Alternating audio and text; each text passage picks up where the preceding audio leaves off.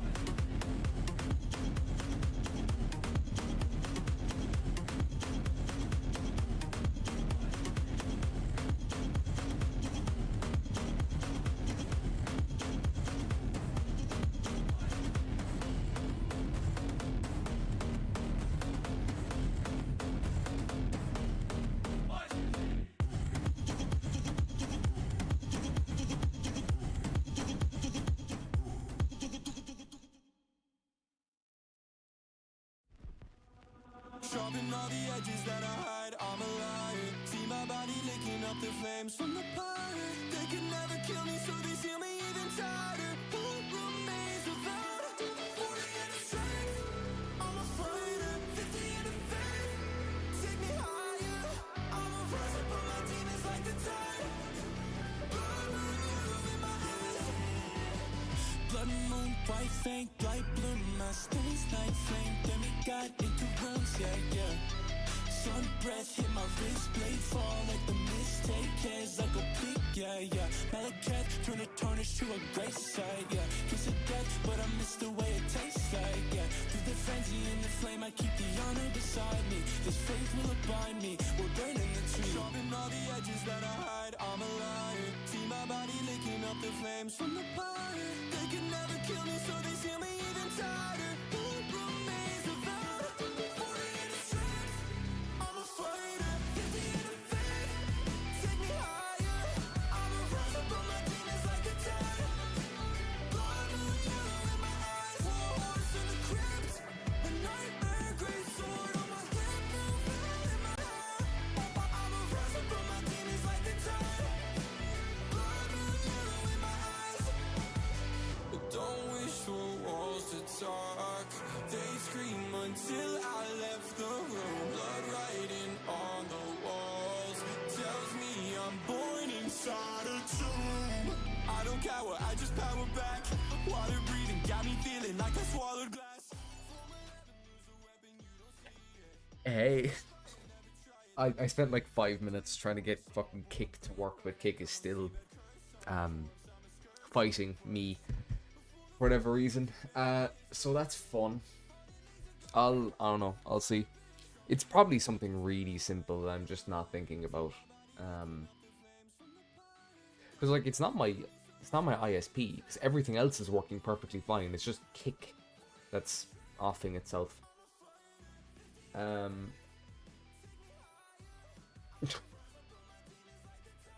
If I pull up, yeah, there'd be a lot of follows from Kick. Because it's just spamming live and not live. Like, I'll be live for 2 minutes and then it'll cut out and reconnect. So, basically, for the time being, we might as well just be Twitch and YouTube and I think X as well. But, like, no one watches X streams, let's be honest. It's just kind of a funny thing to do. So, today, the plan is I have 3 videos I want to watch, and then I was supposed to play Borderlands today. I feel like if I play Borderlands today, I'm going to neck someone, or neck myself even. So, I don't know what I'm going to play, but I will play something. I have things I want to play, but there's a few things I want to play, and none of them would be good for stream, I don't think. So we'll see. Worst case scenario, I can just like boot up a Souls or something. That's usually pretty safe. I do have next week planned though. Starting next week, I'm going to play through every Garten of Banban game. I know they're on number 8. That's why I'm doing it, because the new one came out. And I've never played them. If I remember correctly though, they skipped 6 or 7 or something. So it's like 1, 2, 3, 4, 5, 7, 8 or something like that. Which is amazing. Other than that though, oh yes, hold on. There you go. Yes, we have a video on Borderlands 4. It's losing platinum in Garden Warfare because Garden Warfare is peak gaming. Let me just double check something. Okay, yeah, hold on.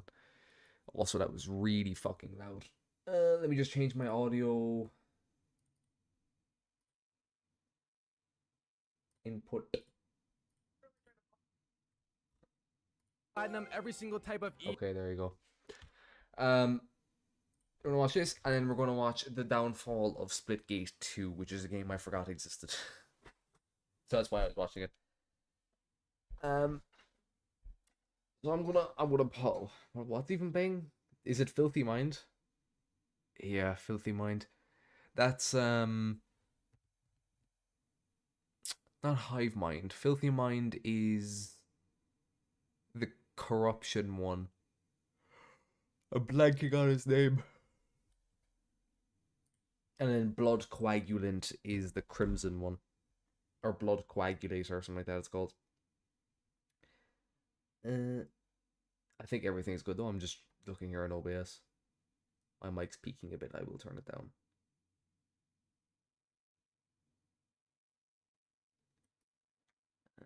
Alright. Well on.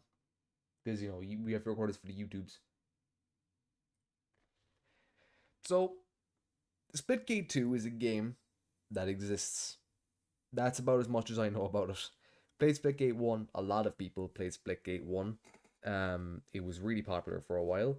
And then it just kind of stopped being popular because everyone realized that there wasn't much depth in the game, to be honest. It was...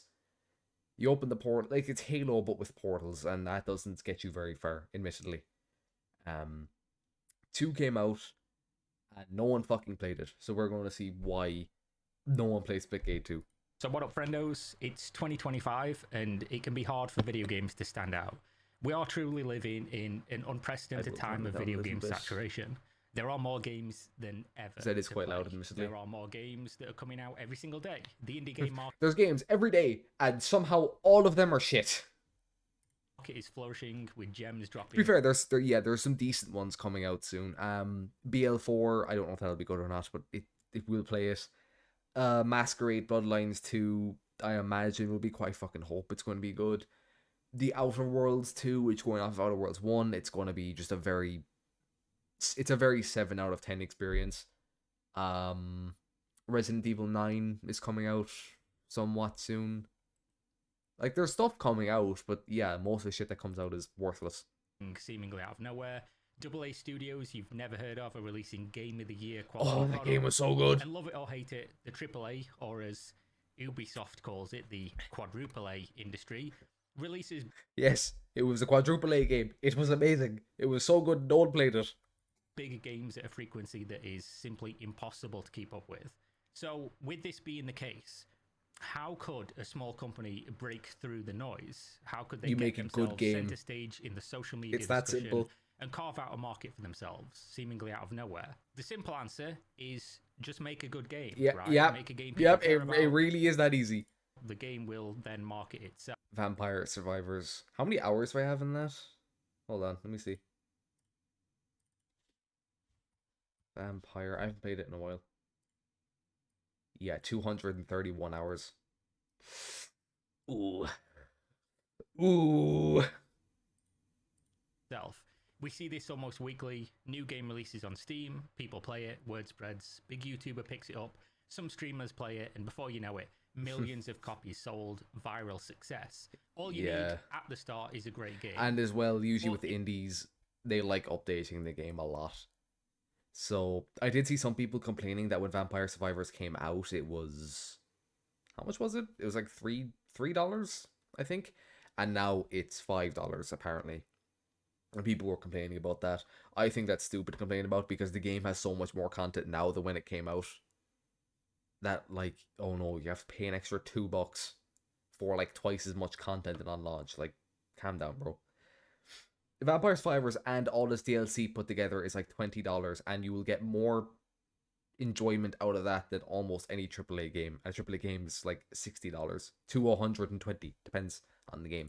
If you're the CEO of 1047 Games, you could instead go a different route. You could pay about $500,000 to get on stage at the Summer Games Fest, look directly into the camera, start squeezing, and shit your pants while maintaining eye contact with the entire audience.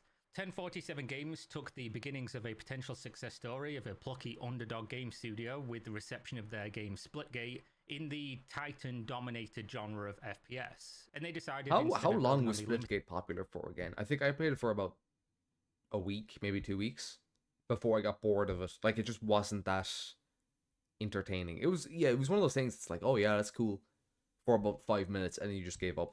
Success of the Because sequel, there really they were wasn't going much fuck to up it. their reputation as quickly as possible, basically speedrunning their game into irrelevance and securing themselves a spot in the video game industry fuck around and find out Hall of Fame.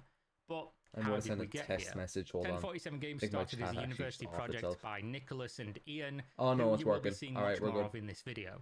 The pair shared a love of FPS games and decided that they were going to I was just double make checking. FPS games great again. Using an initial inspiration of the Portal games, they put together a beta that incorporated the Portal mechanic into the first-person shooter genre and released it to the public. Immediately, they saw success, with over 500,000 downloads, indicating they were onto something that could be much bigger than Well, also it was a free game. That is another thing. Obviously, a free game of semi-decent quality is going to have a lot of downloads. just a simple university passion project. On May 24th, 2019, the game was officially released as an early access title on Steam, attracting a modest but respectable 67,000 all-time peak. initial wave of almost 12,000 What the fuck happened here? I'm guessing this is when it got super popular for about a week. concurrent players. The reviews were mostly positive, people were enjoying the game, and the complaints seemed relatively easy to fix. For these reasons, investors had confidence in 1047's vision, and the studio managed to raise a reported $10 million across the next 2 years. This cash injection allowed for 1047 to scale up their operation, but, of course, within those 2 years of development, the game had dropped to a relatively tiny population.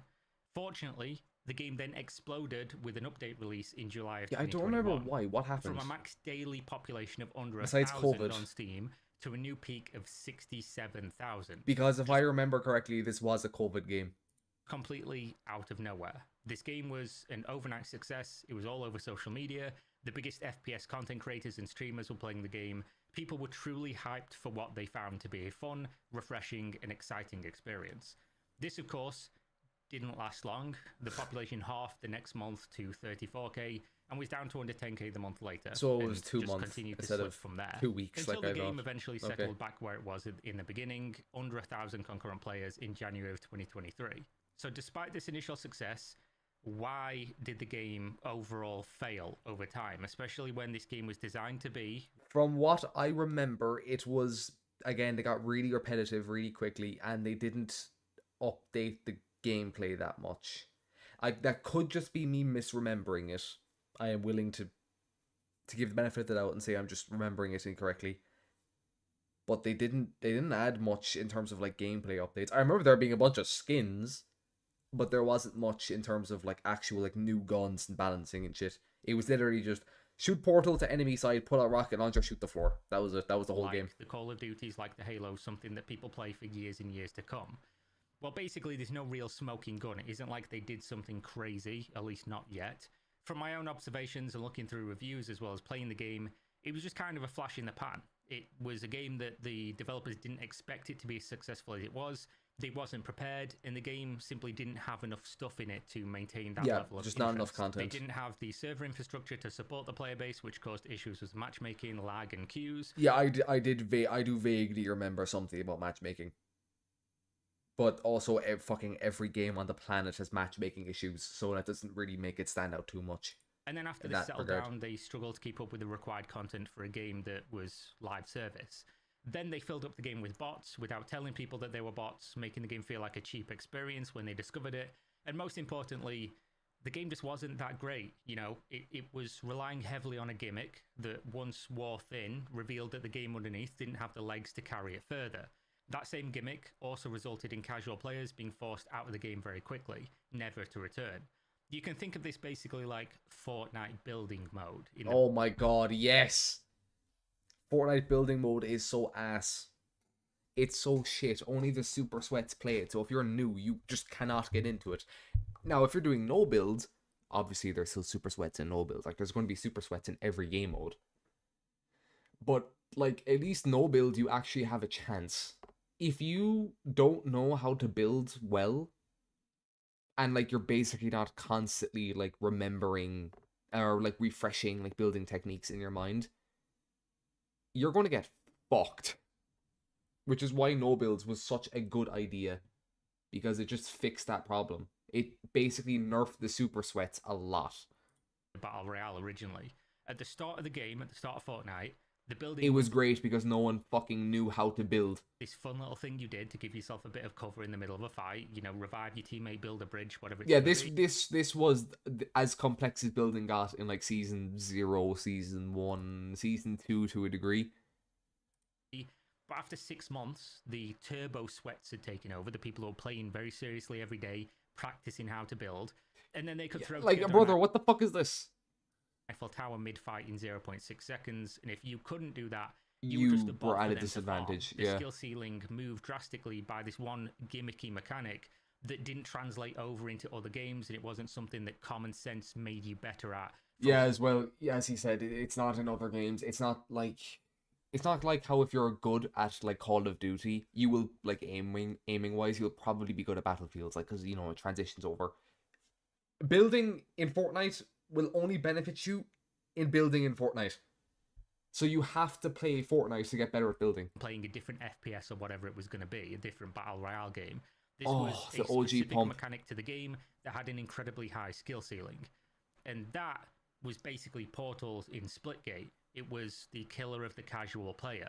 Despite the game falling off incredibly quickly, 1047 decided that the logical course was to make a sequel, Splitgate 2. The thing is though with Splitgate, they couldn't have done what Fortnite did. They can't have a Splitgate no portals mode because then it would be even worse. As even more people would realize, wow, there really is not much to this game. Like there really is nothing here. If you took portals out, at least with Fortnite, when you take building out, you realize, oh, this game actually has decent, not amazing, but decent movement and decent gunplay. I would say now it's actually quite good movement-wise and quite good gunplay-wise. Although I haven't played the new season too much. Usually I play every new season, but I haven't played this one too much. And this is fair enough, right? I mean, they probably made I played, good I think, 3 matches and I stopped. money with the first game. They had investors, they had people interested. They knew they could get a player base. They just needed to refine what they had. Better game mechanics, more focus on not the portals, you know, have the portals there, maybe make them a little bit more restrictive. Do something more with the base game and just add on more content that focuses on casually approachable gamers. They could capture a large audience with this because this was lessons they could learn. After all, they had the social cachet, they had fond memories from big content creators, and they had millions of downloads of the first game. Yeah, there would be a lot of people who would be like, oh, Splitgate 2? I remember Splitgate. Let's check this out. I do. There wasn't Yeah, you would really- have a lot of them. Barely anything stopping them, except for this guy. Hey guys, I'm Ian Prue, the co-founder of 1047 Games. And I'm tired of playing the same Call of Duty every year. And I wish we could have Titanfall 3. Split Wow, what a brave take. You wish you could have Titanfall 3. Well, goddamn, bro. Holy, he's one of us! Yeah, no shit, we wish we had Titanfall 3.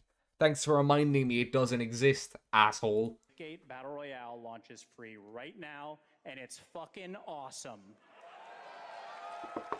You're trying too hard. Ian, the CEO of 1047, You're really couldn't trying really too have hard. fucked up the game's reputation quicker if he'd actually made it his goal to try.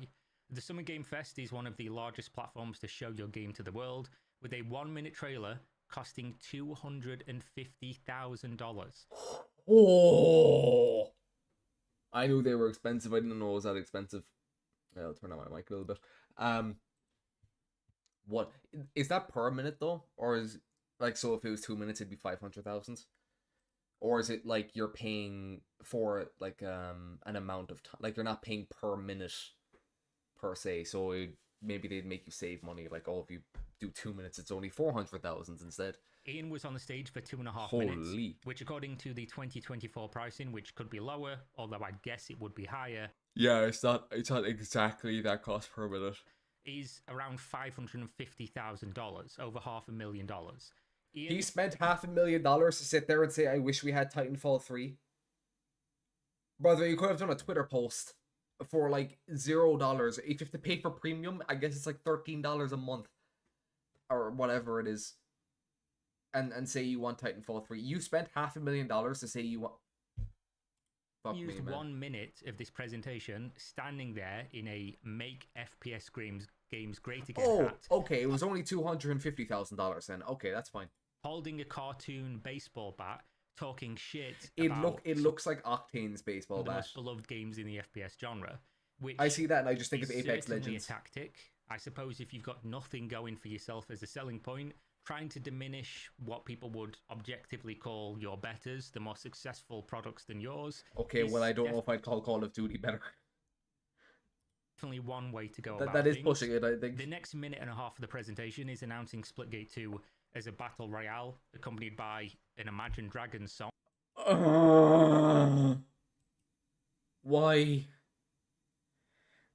Why? When did this game come out? I might even look it up. I don't give a shit. No, not every game needs a battle royale, brother. Which is hilarious as a contrast when you're talking about we're not like your ex-girlfriend, you know, we're not like Call of Duty and Halo, we're better than they are. And not like by the other way, here's girls. a battle royale and Imagine the Dragons. most mainstream popular pop rock song you can possibly imagine. It Yeah. was essentially the worst PR damage you could do to your game in the shortest period of time, while also paying $500,000 to do it. The guy essentially paid $500,000 for people to laugh at him online. And if this was some kind of facilitation of a humiliation kink, it would make much more sense than what it is. But in Ian's words, this was the best He they could could come give $500,000 to like Asmongold or Tectone or like any streamer, and they would have done so much better of a job than whatever the fuck that was. up with to try and make themselves stand out from the crowd.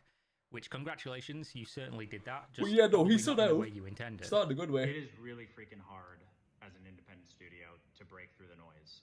You go to these award shows. We saw it. It really isn't. It really isn't. Make a good game. It's not that like deep. It's difficult, but it's not complicated. Make a good game. And if you want to push it even more, maybe send free codes to streamers so they can play it. And that's literally all you need to do. PGAs. We had this great trailer, and there's 50 other great trailers, and didn't really have an impact. And so, at our biggest stage, coming out of beta, we needed something to grab attention. And the honest truth is, we tried to think of something, and this is what we came up with. At this point, it will How long did you think for? 30 seconds? Like what?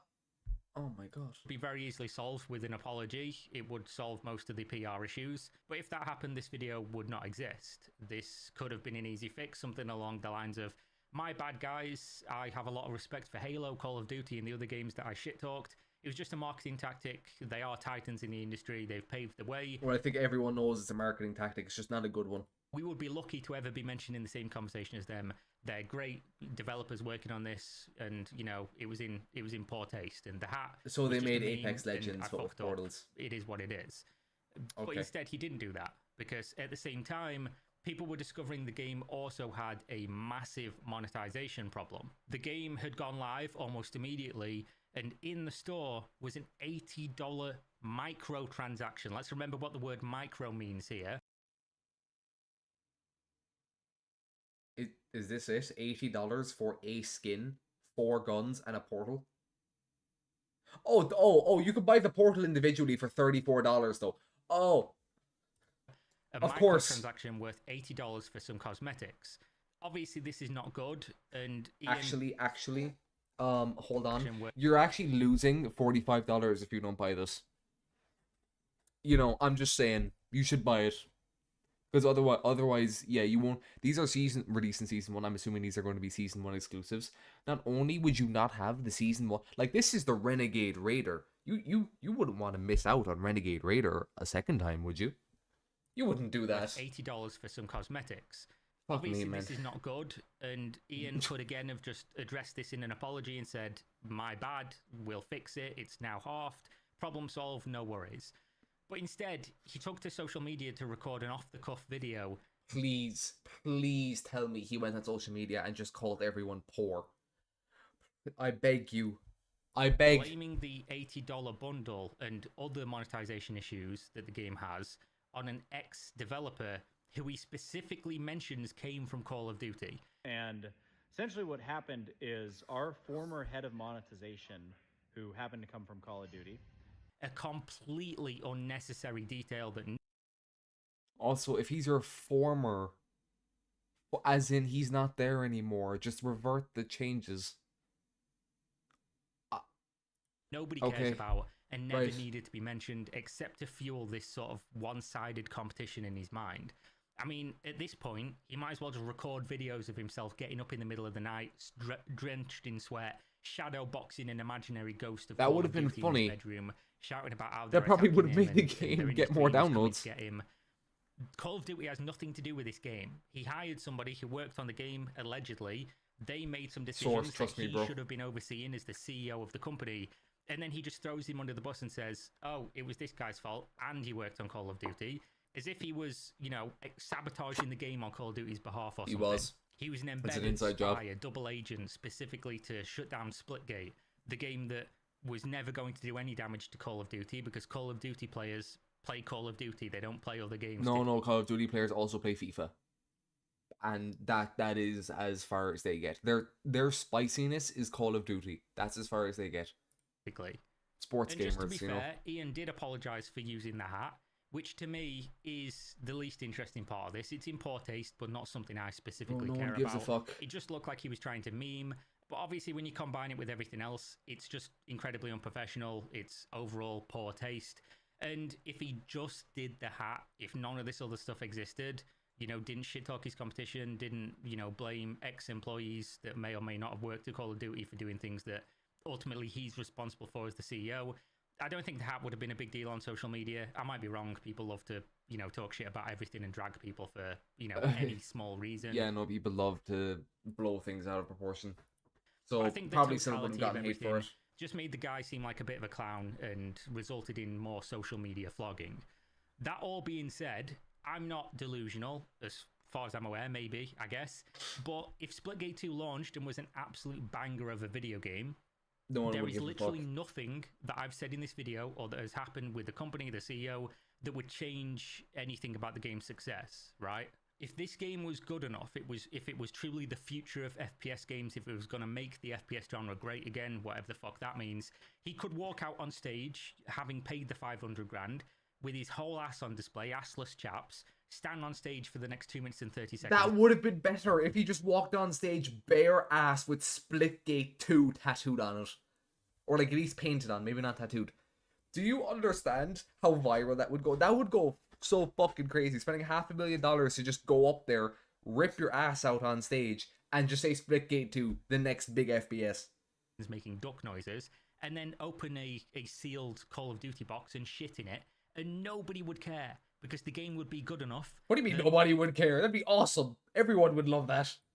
people would just look past it. You know, if a product's good enough, nobody cares about the noise. It's only when the product isn't fun, the people don't like the thing, that they start focusing on stuff like this.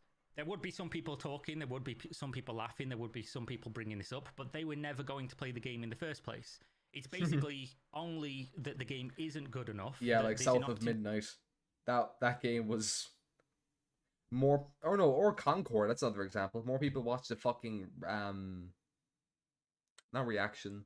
What are they called? Like IGN rating videos and actually played the game. Like this happens all the time. Opportunity for this narrative to even exist. You could make a video about this and point They to it talk and say, like they care "This about the guy game, made but then they'll fail never with his buy it." actions."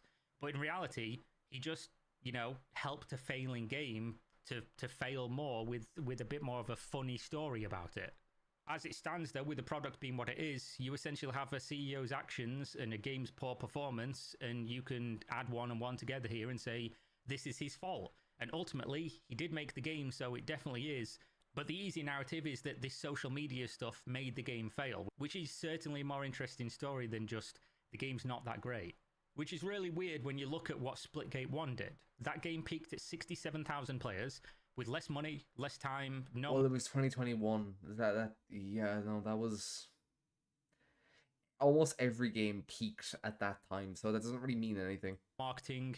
And then you look at Splitgate 2, paid, you know, millions of dollars in not only the Summer Games Fest trailer and presentation, but also some of the biggest content creators, streamers, whatever it's going to be on the planet were paid money to play this game, to Were talk they? about this game, to give I reviews don't of remember this game. that. They had a billboard in Times Square, the NASDAQ billboard show. Who gives a fuck about billboards? The only billboard I've seen in the last, like, year is the fucking Kirsha one. And that one was just funny. In the game. Who gives a They shit spent- about this? If I see something on a billboard, I'm actually just going to assume it's shit. millions. It's on like if I this. see a YouTube ad for something or a product, I immediately just assume it's dog shit. And they managed to get 25,000 players concurrent. Not only that, but the game has died faster than the first one. So really, in making a sequel, they've killed the first game and any chances of that coming back. So they didn't Probably Overwatch 2. killed the second game unless they have some kind of like miraculous recovery at some point, which I'm not going to rule out, but you know, it seems unlikely, especially because they're still focusing on things that casual players, you know, use as a gimmick, have fun with for a week and then never play the game again. And to be honest, I don't think they have, you know, a crazy runway of money to continue doing this, because who's going to invest in a game now that's had 2 bites at the apple, has spent millions of dollars on marketing, and less And than has 2 months failed after both release, they times, have yeah. less than 1,500 concurrent players on the game daily, at least on Steam. There will be more on consoles, but as a trend, you know, you can use trend data of population to see the game's probably not doing all too well in other places also. Not just that, but in an almost unprecedented and hilarious turn of events, they're pulling what I like to call an Amazon Game Studios, and they've essentially unreleased the game, going from What? Splitgate 2 is now here to Splitgate 2 is kind of here, but now we're calling it a beta instead, while at the same time shutting down official servers for the first game. I'm gonna check that. Is it on Steam? I'm not gonna open Steam Store just in the middle of the stream. That's dangerous. Splitgate 2. Okay, so the game isn't beta, but I can buy the Ultimate Founders Pack for $60.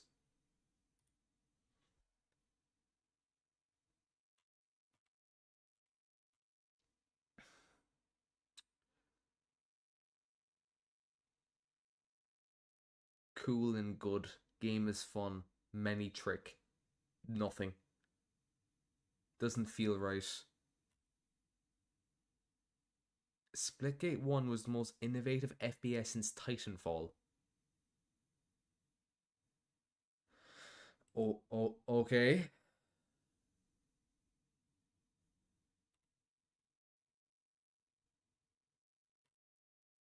You put 2,000 hours in the split.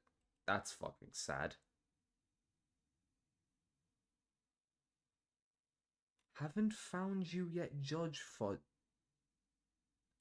Right, okay, I don't fucking know what's going on there, but...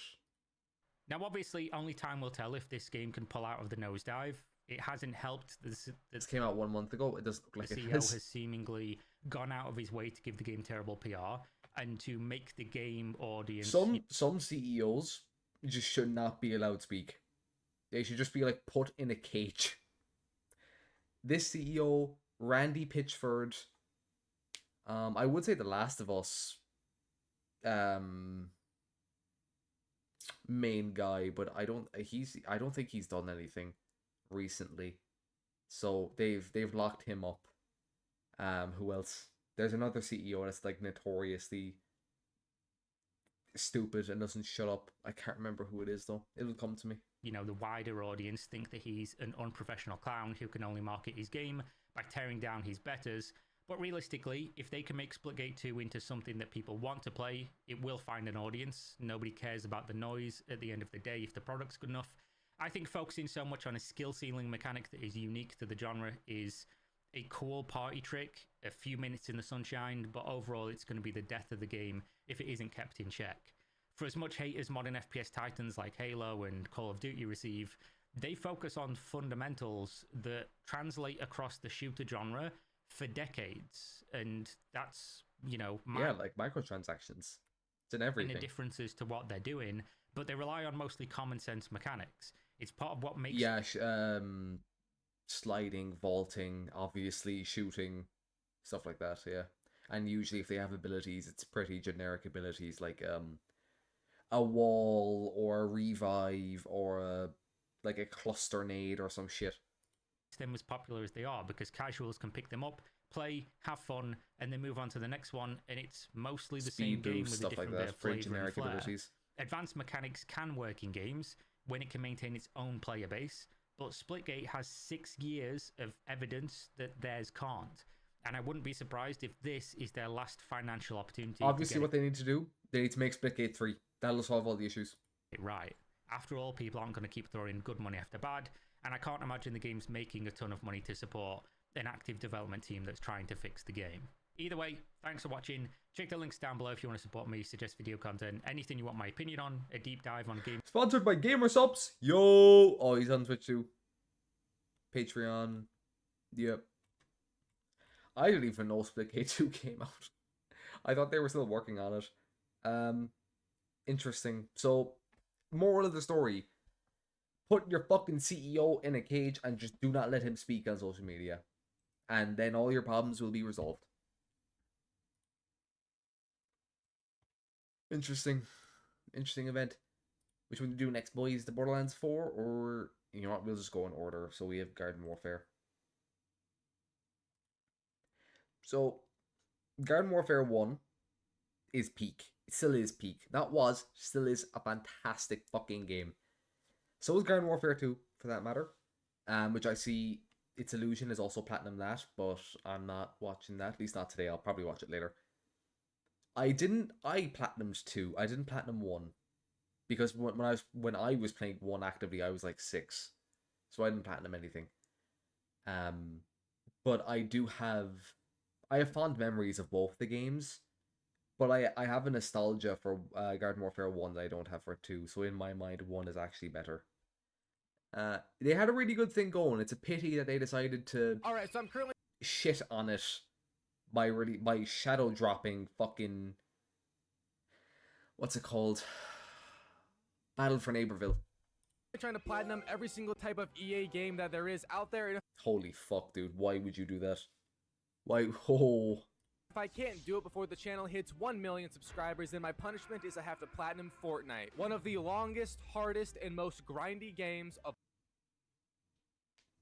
I vaguely remember some of these. It's a lot of Save the Worlds. I think it's all Save the World stuff, actually. Save the World gets really grindy. all time. So make sure to drop a like. If I remember correctly, one of them is like save 100,000 survivors or some shit, and there's like 3 survivors per 20-minute mission, so it's fucking crazy. Anyways, today I got the Platinum Trophy on Plants vs. Zombies Garden Warfare, the first Garden Warfare game in the trilogy of them, and my god, We this don't one is recognize nostalgic. Many of you Battle watching for this will have Neighborville. definitely played Garden Warfare in the past, or at least heard of it, seeing as it's one of the best multiplayer shooters of the past decade. I have some insanely good and nostalgic memories of the Garden Warfare games, so playing this to Platinum today was one of the most fun times I've had in a long time playing video games. It actually, at least on console, it still has a lot of people playing it. Same with Garden Warfare 2. A lot of people on console still play it. Now, you wouldn't play Garden Warfare 2 on PC because there's a lot of hackers. However, there are still active lobbies in Garden Warfare 2 to this day. The trophies are arguably a bit annoying and grindy with how much online play is needed for the majority of them. It was It's still not an like absolute game. blast to complete. But in total, Garden Warfare has 46 trophies including the Platinum, spanning across multiplayer, Garden Ops, and every single character of the game has a certain Maxed trophy out, tied I to think. them. At least one, that is. Oh my god! But starting off today, I began the Platinum grind by going for trophies inside of stages Why did you start as Cactus of all fucking things? What? Okay. 1 and sort of 2 and 4. Now I say all 3 of these because all 3 of the stages relate to the multiplayer trophies, which is what I am trying to nail out first and how I went about dividing the trophy list in 2. Splitting Garden Ops and multiplayer apart from each other because the modes do not translate at all, seeing as they are Also, admittedly, in Garden Warfare 1, Garden Ops was kind of barren. very different. Segregation, if you will. Bring it back. I'm just kidding. Or am I? But anyways, the first trophy I got was just from getting my very first kill on a zombie inside of a competitive mode, which just means against real people. Garden Warfare doesn't have an actual ranked mode, if you are wondering, but that would have been something as a child to be sweat. They yearn for. They it. should But anyways, release once Garden Warfare 3 and it's just ranked and fucking Battle Royale or some shit. getting my first kill inside of my first match on Team Vanquish, which is one of the 2 more populated modes in 2025, and thankfully it's also one of the modes I would imagine the only 2 population modes are Team Vanquish and what's capture or it's not King of the Hill, what's it called? Turf Takeover. 5 times for a trophy much later on. But I got that kill with the Cactus because the very first class-specific trophy of the game is relating to the Cactus You character. killed an It's all-star. called Making Popcorn, and it's from using the Cactus's drone ability and the Corn You don't Strike have- special move on enemies. Now at first I forgot You don't have... how you unlock this because after many years passed and playing a lot more of Garden Warfare 2 than the first one, I didn't remember the unlock methods this game had. It is quite odd, to be honest. Your character Yeah, leveling system in this game was kind of fucking weird. starts off with 0 abilities You besides the would get 3 like chores essentially related to that character, and you have to complete them to level up. It's really weird. One given to you, and you have to do challenges to level up and unlock more abilities. Yes, you heard me right. You have to complete challenges to unlock abilities on your already base character setup. Also, and there isn't even an XP system in this game at all, which is one of the more odd things Plants vs. Zombies Garden Warfare has when comparing it to the other. The challenges just get obnoxious. But once I did manage to unlock the drone for the cactus, I at first believed that this trophy just asked for me to get 10 kills with the drone, which was a feat in its own because the drone isn't really the strongest tool. Also, the movement on the being drone able is to get really hit weird. one time before breaking. But after a while, I reread the trophy description. I would end up noticing that while using the drone, I needed to also wait for the corn strike to unlock. He's in which Drone was Wars. out before, and the reason I was doing this all wrong. But all you have to do is just wait a little bit for it to be usable, and then try your best to line up as many enemies as possible within the corn strike. I have and such good thankfully, memories unlike of some this other map. class trophies, this one is accumulative, so you don't need to do them all in one single match, which saved my ass because getting kills with the corn strike is low-key hard as a mother. Yeah, because this is a it PG falls channel down now, when you by the wait, way. But like, I ended up just loading my second 4 PS5 account seconds into a before they match go with off. myself, and I would just slowly farm 1 kill at a Okay. time with the corn strike, and it was a pretty good method, to be honest. We love boosting, don't we? And once I got my 10th kill, the trophy popped right here. And That's literally sad. right after that, I just used a character token on the pea shooter, which skips the On the challenge pea needed for it to shooter. level up, by the way. But it put me to level 5 overall, and that was a trophy. Your overall level, by the way, in this game is just the sum of all of your character's levels added together. So when you see a level 300 like I did numerous times today, you know they are genuinely a virgin, and Morty. that's mathematically proven. Anyways, What do you mean we a played out that virgin? No, they're not. They probably slam and ham all the fucking time. If their Garden Warfare is their life, bro. There's no game better than Garden Warfare. a match I was in, using the pea shooter for Except the final maybe Garden moments of Warfare it. 2, We low-key but got that's our up for asses debate. kicked, which is tragic, but I got given a streak boast, which is a little award for the player who got the most Highest streak streak. kills in the match. No clue Yeah. how I did this, but it was a trophy, so W me for being a god at video games. Oh, does And every right away in boss my have a following streak? Match, I got a trophy Or for does showing every it playing boss have a for the trophy? First time, which is the counterpart to the zombie kill trophy I got earlier. So the next class trophy I would chase down was called Garden Dioxide from getting a double kill with the ZPG strike That's playing easy. as the field soldier. This is the rifle type character you can play as when being the zombie team, and the ZPG strike is the rocket launcher on the back of yourself that does good damage, but unless it's a It direct one-shots hit, you won't most typically kill the things. player, just hurt their feelings. So I did end up logging on another alt account of mine to help boost this, but even with two completely AFK players, it ended up being quite the challenge due to the soldier being very fucking slow, and me having to cross through the He gets entire map faster without picking later. up players in the other team's attention. gets also, faster. my own teammates were ruthlessly abusing my poor AFK alt accounts. It's Illusion Lover 2 did not deserve that treatment, is all I will say. So I eventually left that Team Vanquish map and really brainstormed how I could get into a lobby without needing to deal with annoying players online, simply enjoying their life, not having to suffer for trophies like I do. And I came up with the brilliant idea of just playing a mode that seemed weird, or at least not popular in the big 2025, which makes this game over a decade no old. one plays And I Taco decided to try the Bandits. mode Taco Bandits, a mode where the entire goal is to steal tacos and take them back to your own side. Now I assume this was a dead mode because the game is so old that nobody is logging on to play this in 2025, but also since ICE was really going after it in America, I figured that could also play a part. What did he say?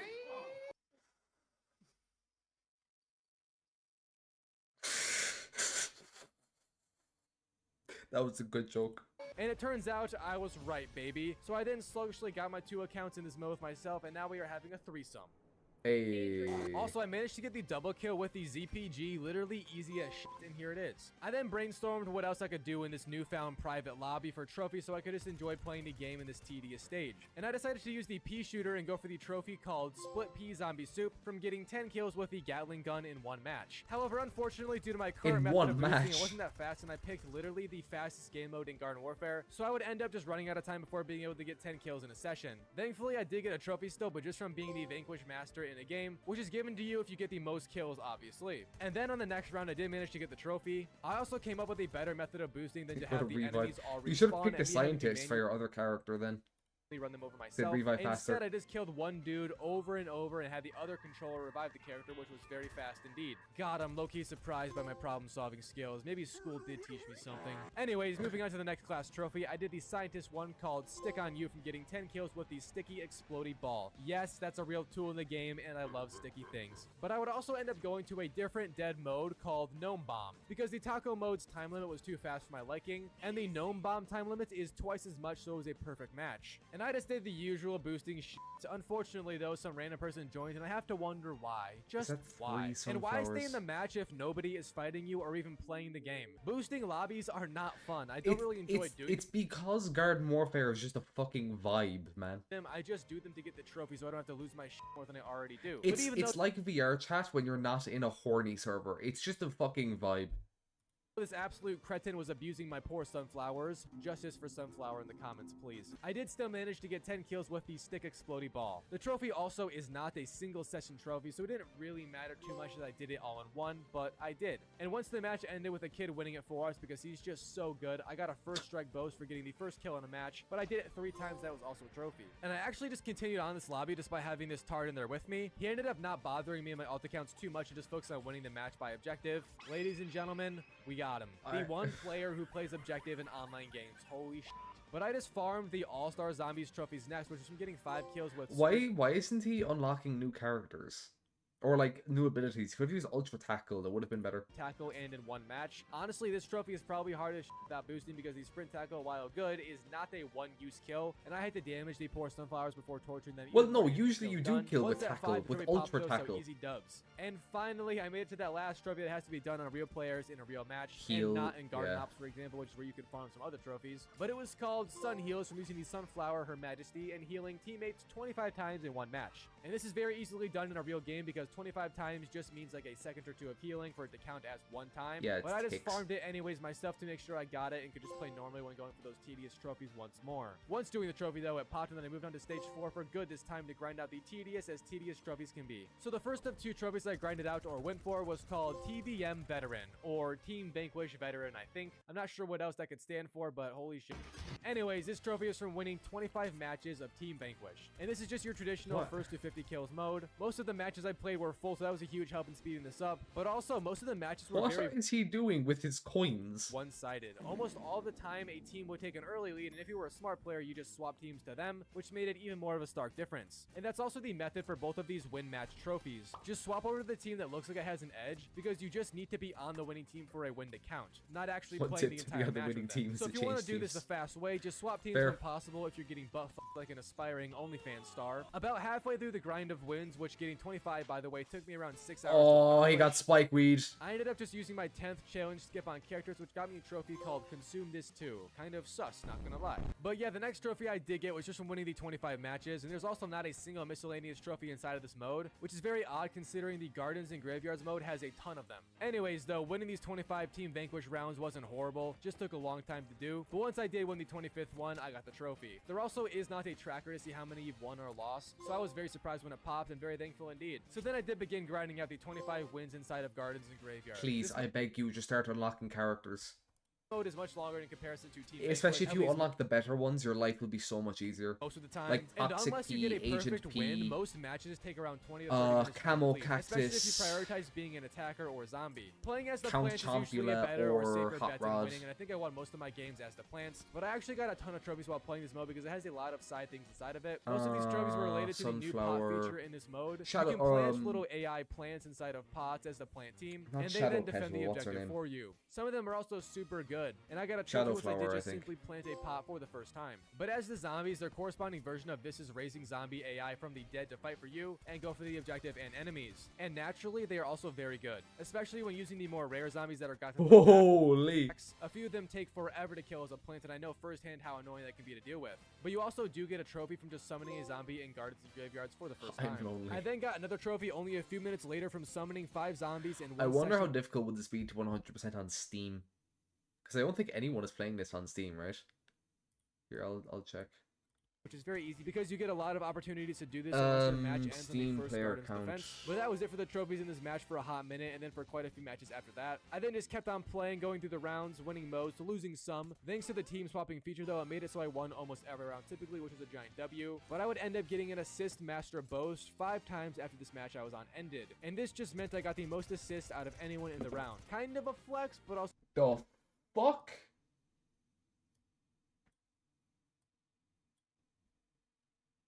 What? Oh. What? Is it is there a free weekend this month? Yeah, if it's ever 0, the servers are down. Garden Warfare 1 isn't there. Is it not on Steam? Is it in the So EA kind of store not, only? because that means I got my kills taken more than anyone else also. So yeah, that's the pessimistic view. And on some random match after the play, and still, we finally ended up getting a perfect win, which meant we succeeded in defending Oh, the yeah. first garden. And this is actually quite hard to do because this one has the longest time It limit out seems of to any only of them. be So we on, basically just got I'm forever, guessing but didn't EA break store. damage. Here's that trophy though. That was a bad analogy. It's hot outside. I can't concentrate right now. I also ended up finally playing Interesting. as these zombies for a good while, and I chose to run it as the engineer, who is unironically one of my most favorite characters in this game now. The dude is like What? No one likes the engineer. At least in Garden Warfare 1 and Garden Warfare 2, I could see why you'd like him. But... What? low-key goated and does crazy damage while having good mobility, and I was just an idiot using these soldiers the whole time. But there's also Yeah, he has a trophy for guaranteed building crit 3 if you zombie get a direct turrets in hit. single session. These are the alternate form of raising zombies from the dead that only the engineer can do, and you can only summon them in around the portals you can make to speed up respawns for your team on the point. But getting 3 is very easy, and here's the trophy once I did Because do every that. My team teleporter would has then end up 3 around capturing a them. point, and I actually had never been on the point when they did while playing as a zombie, but there's a trophy from just capturing a point, which I got right here as Bro well, just and I'm does the shocked pit I hadn't done it objective. yet. But still in the same round, only a few minutes later, I built my 3rd teleporter in a session of Gardens and Graveyards, which was also a trophy. W Engineer, bro is stat padding my PSN account right now, you'll love to see it. And as I was just using him, I ended up really going after those damn plants, and while riding the Engineer's jackhammer ability, you can also freely Yeah. shoot your gun. Which The at thing first with I this thought video is reminding me of is I was going to do 100% video on Achilles Survivor, but as I was editing it, I realized that a lot of the footage is just fluff. Like, Survivor games are really easy to 100%, but holy shit, they're so monotonous, and they're just not fun to watch. So I think I want to scrap that one, and I'll probably do like Borderlands 4 or something, but we'll see. I'll have to see the achievements, because I know Borderlands always has multiplayer achievements. So I'll have to see. I was thinking of doing the Vampire Masquerade Bloodlines before 2 come out. Then I looked it up, and apparently Masquerade doesn't even have fucking achievements, at least on Steam. On GOG it might, because I know it's on GOG, so I'll have to check that. you couldn't do because I thought the jackhammer was like a running over ability and not just a momentum one. But there's a trophy called Jackhammer Rush from getting 10 kills while riding the jackhammer. And as I said, you can just shoot freely while doing it. The jackhammer also lasts a considerable time, longer than I can, so that's a fun fact for you. Wait. It's But illusion. once I got my 10th kill right here, the trophy popped. I then swapped over to plants because seeing as I've gotten like 4 trophies in this one round, I felt like banging out more. And as a plant, if you destroy teleporter and gardens and graveyards, you get a trophy. And yes, I did destroy my own teleporter that I built. Simply playing the system, if you will. But destroying them takes quite a bit of effort since they have a high HP. However, once done, the trophy pops. Yeah, they are I pretty then took my fucking plant tanky. ass back to the garden and planted 5 plants in one session because nobody else had planted yet, and that's ridiculous. 'Cause no one Crazy plays Dave would objective, be no one wants dissatisfied to. with us. But that is also a trophy if you didn't By know. the way, this map was in Garden Warfare 2. It was in one of the last updates. They added a lot of the Garden Warfare 1 maps. Plants planted in one session. So- now still playing as the plants, I would end up getting another Something trophy to against these zombies and think related about. to the engineers still. Remember those little turrets you can place as the engineer? Yeah, if you destroy them as a plant 10 times, it's a trophy. And those turrets also do a lot of damage, so be a bit careful, but it's not too much of a worry. And here's the trophy pile once I did destroy 10 of them. I would then grind the absolute out of this mode because I basically have every trophy now that's gotten through combat actions and kills. Where just is needing he? to win Oh. those 25 matches of gardens and graveyards now. And I'm not gonna lie, this one took forever. I can't recall if I mentioned how long it took me to do this, but it was about 2 or 3 more hours than it took me to get the 25 wins in Team Vanquish. So almost 10 hours was spent on this mode Yeah, alone, Team and it Vanquish can be tripled my quite long. soul quite literally. I also had to go to bed and then wake up the next day to get the trophy because it was my bedtime, sadly. But when I did wake up, I got it. So He's that's not a cool. real. And once I Oh, won look, the he started opening packs. He's not a real gamer. A real gamer would have just locked in and gotten the achievement. I did that once for Total War Warhammer. I was getting a total victory as dwarves. It took me 4 hours. It was in the middle of a pre-existing run. It took me 4 hours. I was awake until like 5 a.m. It was not a fun time. 25th match, the trophy popped. Thank you, baby Jesus. So I then moved on to stage 3, which is the Garden Op stage of the trophy guide. And I am also working on a Plants vs. Zombies Garden Warfare 2 Platinum video right now on the side. So I have played quite a bit of that already, and I can tell you this much. The crazy difficulty in that game is considerably harder than the crazy difficulty in this game. And that's mostly the reason as to why Garden Warfare is only a 3 out of 10 in difficulty. Yeah, Garden Warfare 2 is much harder and more bosses in general. There's also a very good method to getting this mode done easily, which I did follow, and it basically just has you and your friends play the Sharkbite Shores map, and then use the most left garden for your defense, then jump up on the arch near it because the zombies can't hit you up there. And before we go any further, Oh, I the wanna AI say just huge shits thank you the to bed. everyone that played with me and helped me get the dub. Spoiler, we did it first try as well, which is kind of funny. Also, Garden Ops goes by so quick in this game, and the full 10 waves took well under 40 minutes to complete, which was even better. If you aren't aware of what Garden Ops is, by the way, it's basically Tower just defense. an actual zombies type game mode, but instead of like Call of Duty zombies coming after you to kill you, they're coming after the garden to destroy that. There is also a few rounds that have a slot machine pick if you get bosses and what bosses every at 5 that, rounds, but yeah. overall it's very simple and not Well, a overly boss every challenging. 5 However, rounds. the final Sometimes wave, which maybe is on the wave 3rd 11, round is they an might do exfil round, and exfilling on extra. crazy is actually kind of crazy. I don't think any of us actually survived it, but I was the last one alive and I died right at the end, and then I spammed the out of Suffer Vibe, which I think worked, and we escaped. I don't really know because nothing on my screen came up, but I did get all the trophies from Crazy Difficulty, which do stack, so that's a giant W. Now, the next 4 trophies I chased down from the Garden Ops stage all related to me taking out bosses. And we actually fought all of these in the previous round, but you have to be the person to get the last hit on the boss for it to count as your kill on the boss. So I just made sure to really shove my bullets into the bosses this time. Also, these trophies are advised to be done on solo mode, but I chose to stick with the boys because I felt bad leaving them all limp dick-like. The first boss I took down was the Disco Zombie. I have PTSD from this in my Plants vs. Zombies video, and I'm not kidding. It felt great to kill it and get the trophy. I then took down both the Yeti, which is just a frozen homeless meth addict, and the Gargantuar, who resembles your mother without makeup on. We then finished out that round once again, actually making it alive this time, and then I threw it on easy difficulty for the next round, because the last trophy I really need here is from passing a super boss wave. Now, these are a bit RNG as well, unfortunately. That is very but a RNG, super boss yeah. wave happens when the slot machine hits 3 bosses in a row. And I didn't get it at round 5, but at round 10 I did on the next match we were playing. You could definitely say luck was on my side today, and I would probably agree. But it was just the disco boss, which is probably the easiest of them all, so that made it even more simple for us to complete it. Yeah, he has the lowest health Now, and he before doesn't going after the fucking last few freeze you. cleanup trophies I had, I decided to spend some money to speed up a few trophies related Oh? to class levels and player level. The trophy called Going Strong, which is from reaching rank 50, is probably the last trophy most people get if they went for the platinum, because it takes a lot of challenges to get that done with if you don't use Yeah, see, yeah, a lot of people have that one, but most people don't, like, speedrun the game. They don't try and speedrun the platinum. So they wouldn't need to spend money. You don't need to... Yeah, see, like, stuff like this, like Vanquish 3 players, you do get a lot of easy ones, but every now and again, you will get one that's just complete bullshit that you would use your challenge skips on. use skips. But those skip challenge cards can also be bought, not directly, but rather through certain card packs in the sticker shop of Garden Warfare. Gotcha, and after bro. buying a lot of coins, much more than I probably should have, I managed to get all the skips I needed. I feel bad inside, like there's a hole now. Actually, that's just my wallet. But yeah, I just bought a ton of skips, got every plant to level 5, then every zombie to level 5. I also used the He could have saved like $20 if he just spent like 20 minutes a character.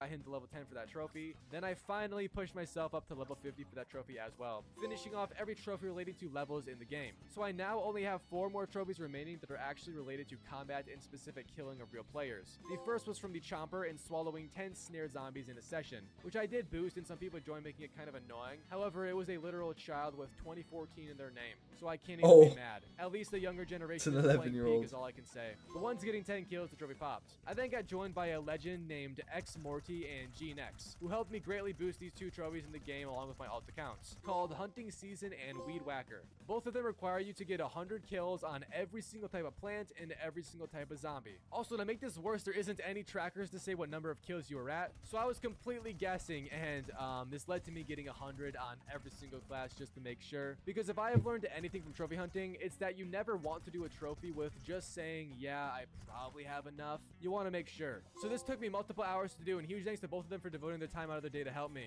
It really did help a lot, and I can't say thanks enough. Seriously, I mean it. But once getting 100 with every character, How many times did you buy this game? I got both these trophies, and here they are. I then got my last combat trophy from blowing up 10 plant pots on a dead lobby of gardens and graveyards with the ZRG, and here's that finally. So I only have 3 trophies remaining before the platinum now. What 2 is it, of them are Revive from getting Master? Revive Master Boast 5 Yeah, times Heal and Master Heal Boast. Master Boast Yeah. 3 times. And the last one is from Garden Ops actually, and just self-reviving 10 times, but that's super easy. At to do. least for him, no one, if you were to do this in an actual lobby, no one fucking heals or revives, so it would have been easy.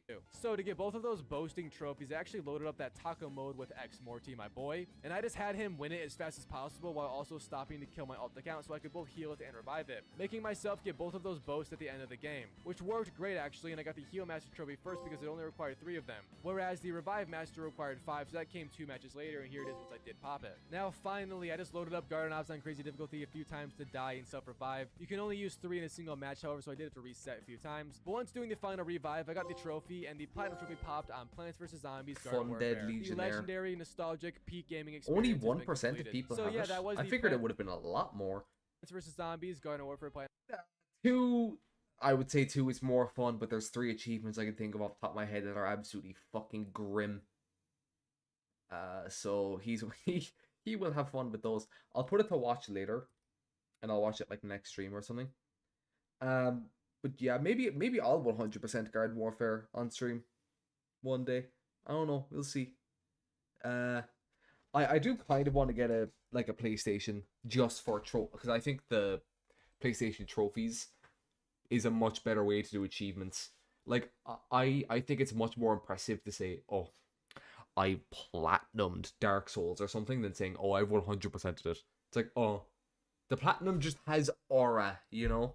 The 100% is like, oh, that's just kind of fucking weird. Trophy experience. I love these games so much, and it really hurts me to hear all the hate on the newest one, that being Battle for Neighborville. Battle for Neighborville isn't as bad as people say it is, but fuck me, man, it's not great. It's very shit. And it's very sad that we will probably never get another Garden Warfare because I think it was PopCap Vancouver was making them. That team just doesn't exist anymore. It got disbanded. So, and like you've seen Plants vs. Zombies 3, the fucking limbo that game is in. And they're remaking PvZ 1, which I think they will make money from it off of sheer like nostalgia. But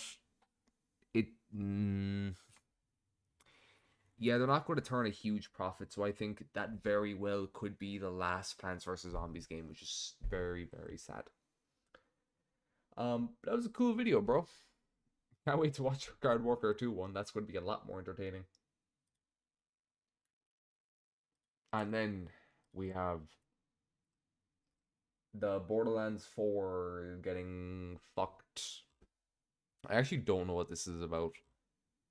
Randy Pitch. Oh, okay. Fuck me. It's about Randy Pitchford. Okay. So apparently Borderlands 4 is in even more shit. And I don't know what it is. I did skim the comments though, and I scrolled down a little bit, and Randy Pitchford. So, yeah. Admittedly, this video is a bit older, but let's. 4 is coming out in just over a month from this video being made, and the game is set 2 weeks now, baby. to be likely one of the biggest releases of the year alongside Battlefield 4. I think Randy Pitchford, if I remember correctly, said that the people who spend $120 on this game will be shocked with the amount of content they get, like in a good way. Like they would have spent more money, which is okay. Borderlands 4 has really everything going for it. A cool art style, interesting RPG mechanics, new Vault Hunters, and of course, like always, Randy The new Vault Hunters aren't interesting. Like they're just not. You have some goth bitch. You have Harlow, who's related to one of the most annoying characters of Borderlands 3. The Trant brothers. You have a dude who's a knockoff of a fan favorite character, and then you just have Zane from Borderlands 3 if he had sex with Zero. Pitchford causing all kinds of problems yet again. But it's not just Randy, because later on I'll also talk about how Microsoft employees are now rallying a boycott to force Microsoft to cut ties with Israel over political conflicts too. I'm What? What does that have to do with Borderlands 4?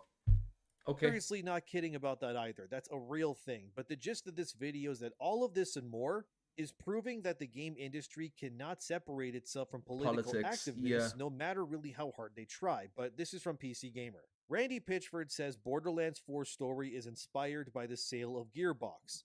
Then glazes over and says it's about where we as individuals want to be on the spectrum of anarchy to fascism.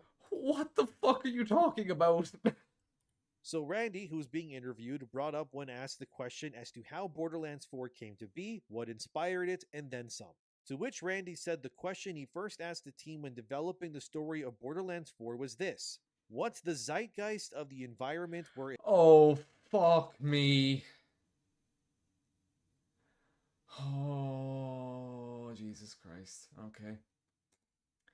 The only thing was I've seen a bit of the gunplay. I've done my best to avoid seeing anything about the game.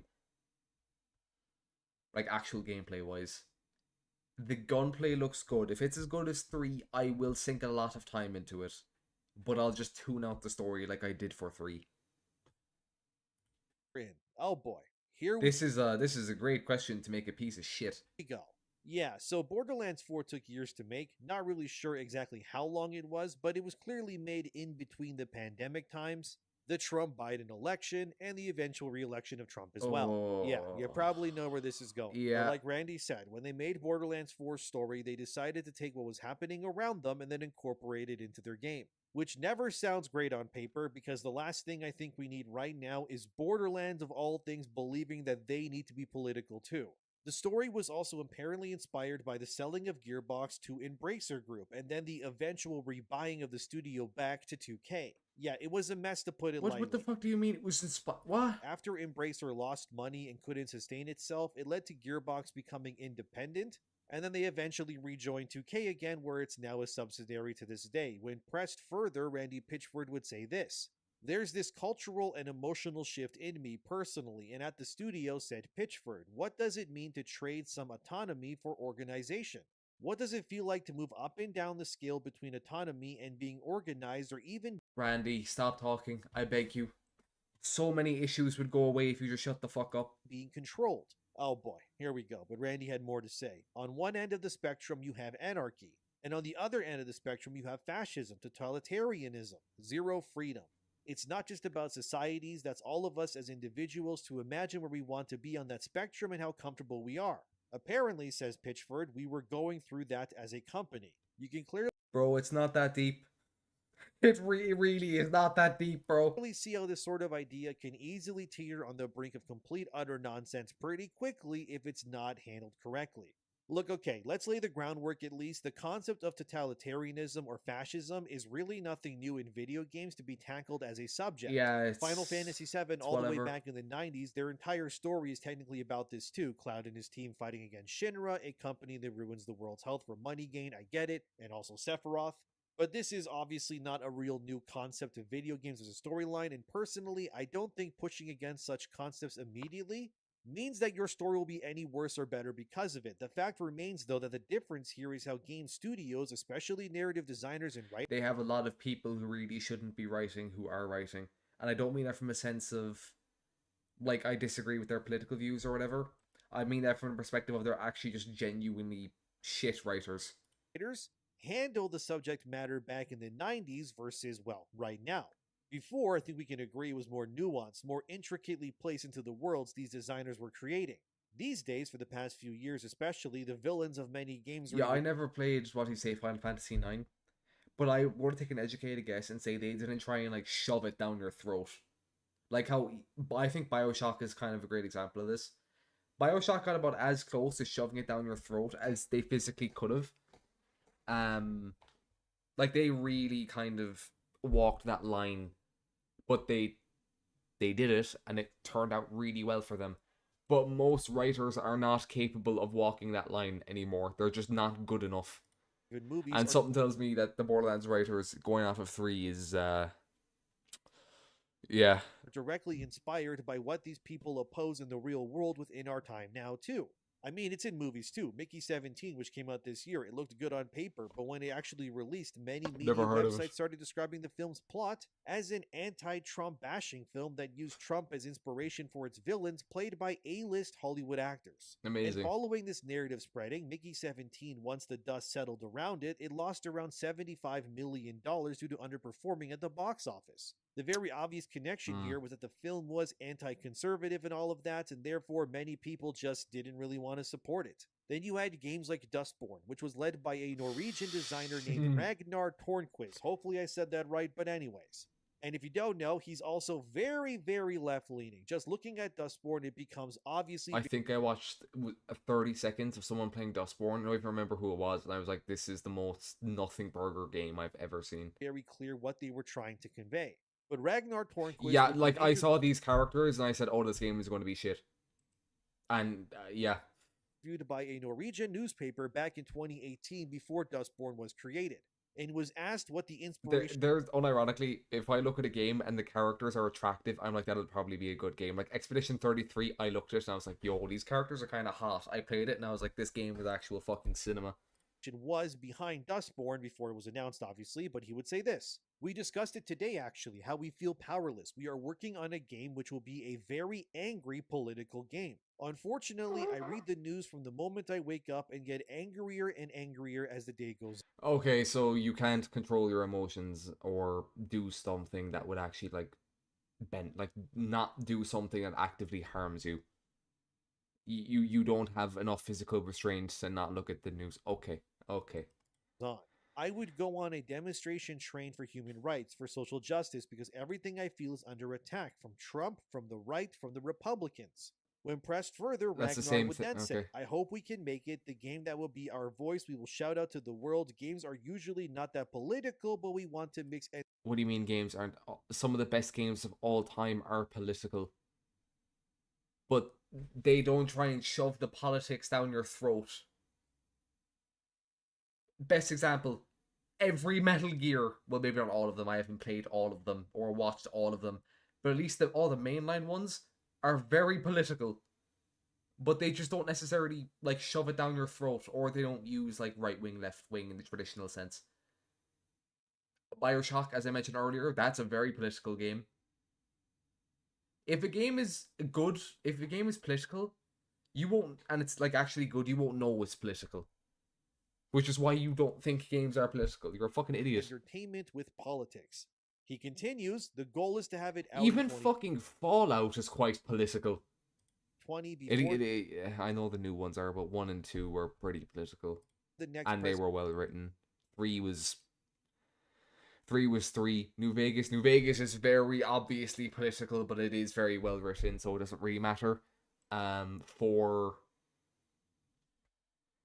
wasn't written well, but I'd make the argument it is still kind of political. And then 76, I actually have no idea what's happening in 76, like story-wise. So I can't comment on that. Make a difference. Spoilers, it did not make a difference. In fact, all Dustborn ended up doing was losing a lot of money, being made fun of by everybody on the internet. And if you go look it up on Steam right now, Dustborn has but one person... 83 people? Wow, dozens of people came out for this. To be fair, that is 83 more than I would have thought, so I will give them that. It right now and didn't even... How much money did it lose? I can't type. How much money did Dustborn lose? The dev's total profits was $2,500.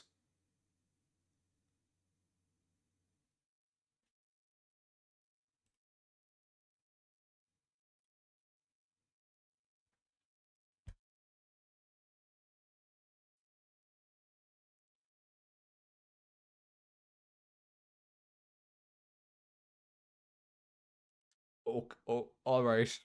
Okay, good for him.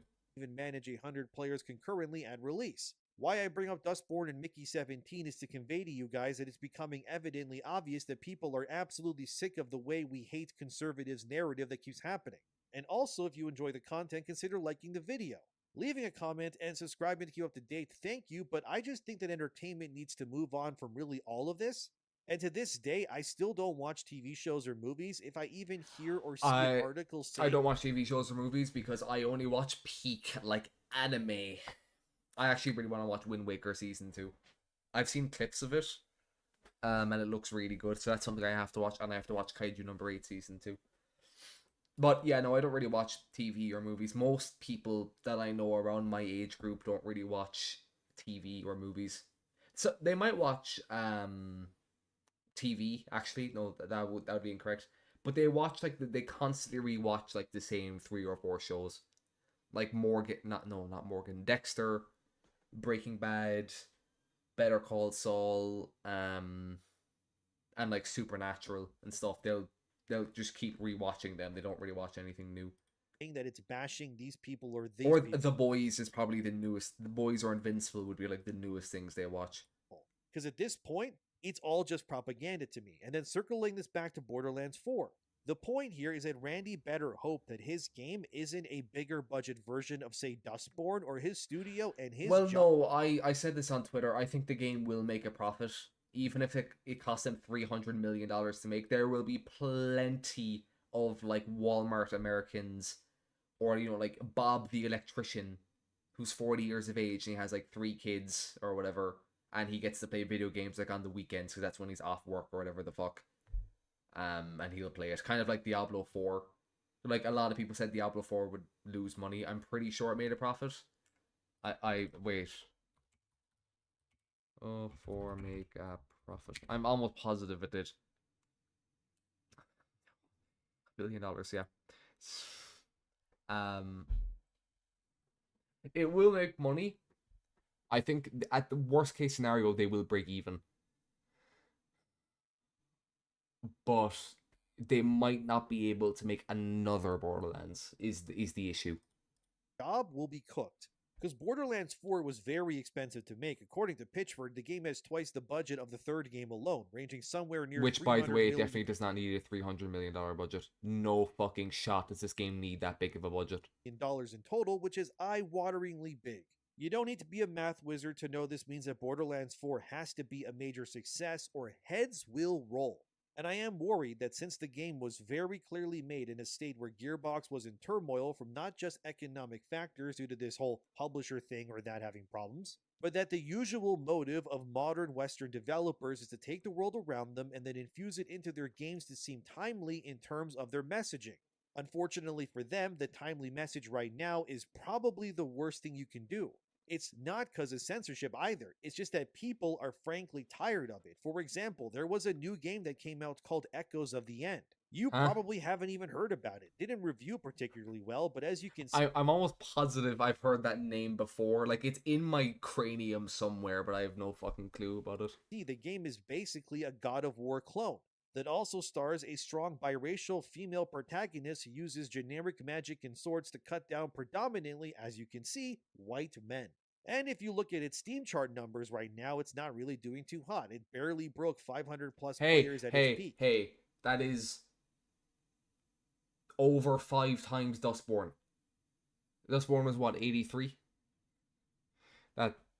They're doing good. And it's currently sitting at around the low 200s right now as I make this video.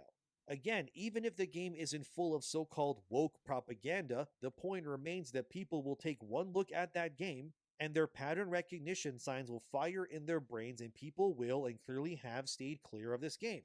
And that's the thing, right? Randy Pitchford could say that Borderlands 4 is about fighting fascism, but unfortunately that's not really what it meant before in other games.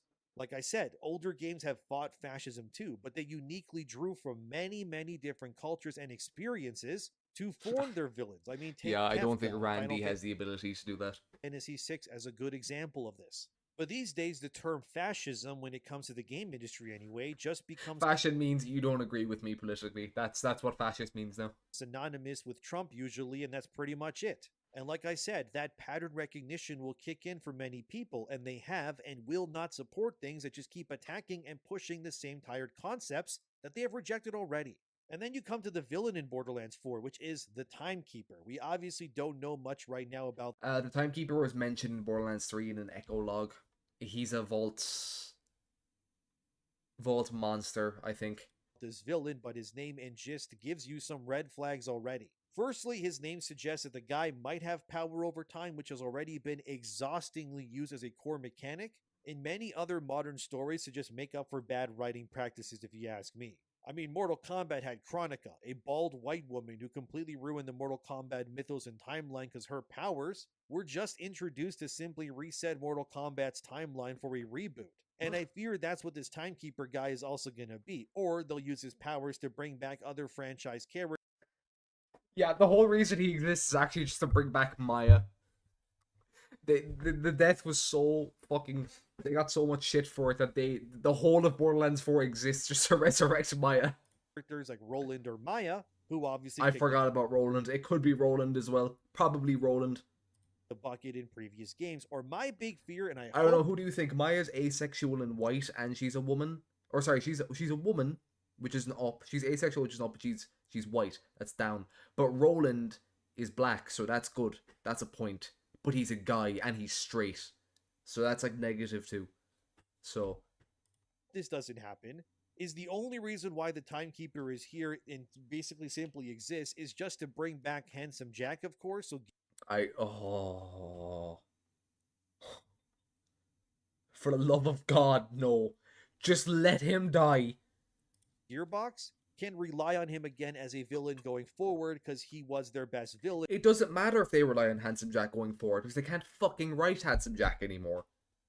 In the series by a long shot, and they've never topped him. My other worry is that this Timekeeper, as Randy Pitchford has explained before, is a fascist leader who can see through the eyes of his subjects and hear their conversations. Sure, it might be an allegory for big tech, but it's more likely that Gearbox is trying to use Trump or maybe even ICE as some sort of weird inspiration for their villain instead. Again, I'm not stating that as fact. If this entire game is just you as the Vault Hunter is fighting ICE, I'm actually going to lose my fucking mind. But regardless, it would be annoying if that ends up being the case.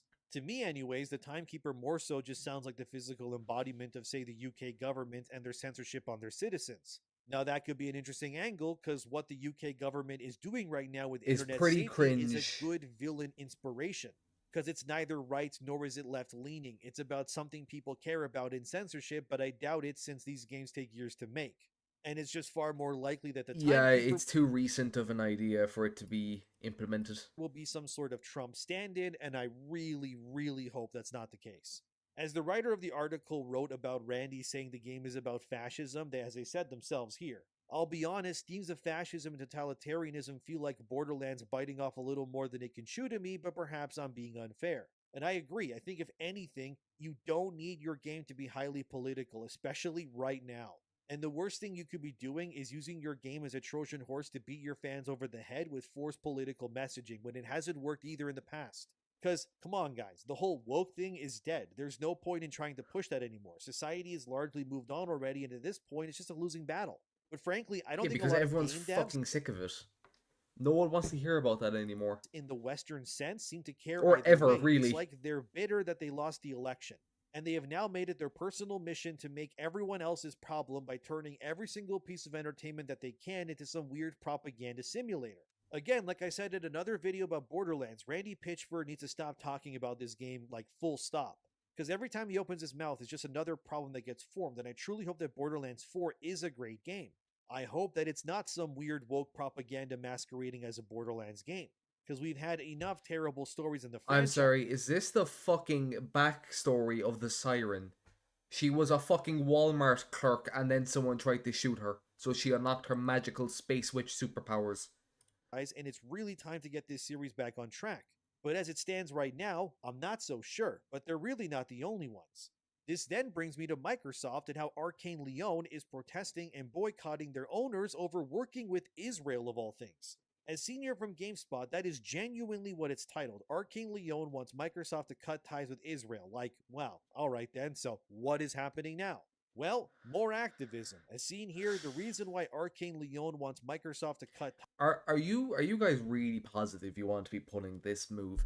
Microsoft has already got fired like 5,000 employees a few months ago, and I'm almost positive they're willing to fire more if you're causing problems for them. Is apparently that Microsoft is allowing Israeli troops to use their Azure cloud platform to drop airstrikes on people in Gaza.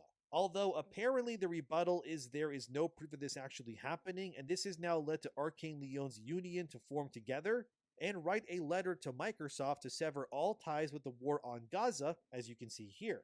And Arcane Leon then claims what Microsoft has become involved in here, again, allegedly according to Microsoft, it hasn't been 100% proven, but Arcane... If there's no evidence, like 100%, I don't really give a fuck. ...is clearly considering it to be true, obviously, is that their accomplices... Wait, is Arcane the vampire too, people? No! ...the lives being taken within Gaza by helping Israel. Like I said, guys, nuclear territory subject matter, I know, but Arcane Leon, by the way, are currently developing Marvel's Blade Oh, game, I don't which you give a probably shit. saw. It got announced a few years back. They've also worked on things like Dishonored and more. And it's seen here. Okay, no, they're not working on Bloodlines 2. I thought they were. That's the Chinese room. Oh, they made Still Wakes the Deep. And Dear, I heard good things about Dear Esther, but I never played it. They made Amnesia. Oh, A Machine for Pigs. That one's iffy. Okay, they have a decent track record, but none of those are shooters, though. Which is a bit, you know, iffy. And their publishers are the same people who publish Hearts of Iron. Okay. Interesting. Arcane Leon is demanding everyone who is pro-Palestine to boycott any and all Microsoft games and services in response to this information.